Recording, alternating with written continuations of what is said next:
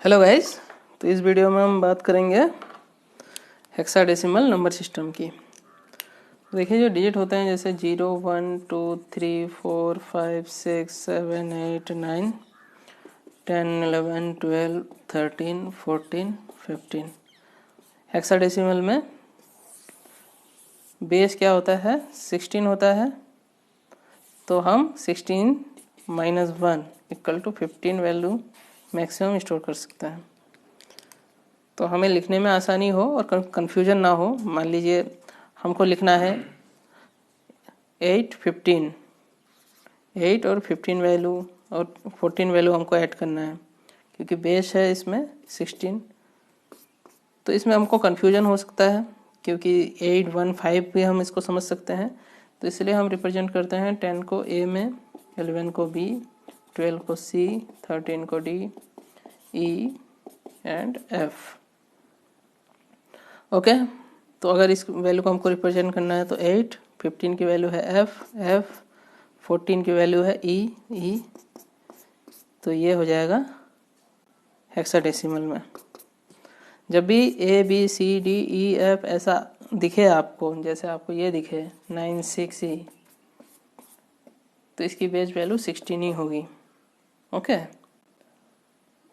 जरूरी नहीं है कोई हमसे इसकी 16 ही हो। अगर हम कोई बड़ी वैल्यू लेते हैं इसका आगे हम और मान के, तो नॉर्मल केस की बात कर रहा हूँ, नॉर्मल में इसकी बेस वैल्यू 16 ही होती है। जैसे ई एफ सी 16, तो इसकी वैल्यू क्या है? ई की वैल्यू क्या है? ई देखिए 14, एफ की वैल्यू है 15, सी की वैल्यू है 12, बेस 16। ओके,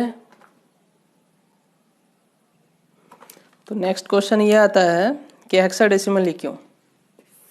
ऑक्टल पढ़ते हैं हम, देखिए बाइनरी पढ़ा, फिर ऑक्टल पढ़ा, फिर डेसिमल पढ़ा, फिर हम पढ़ते हैं हेक्साडेसिमल।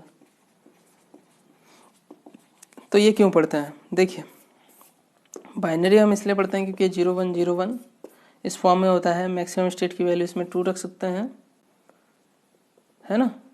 2 का मल्टीप्लिकेशन होता है, प्लेस वैल्यू इंक्रीज होता है 2 से। ऑक्टल में बेस वैल्यू क्या होती है?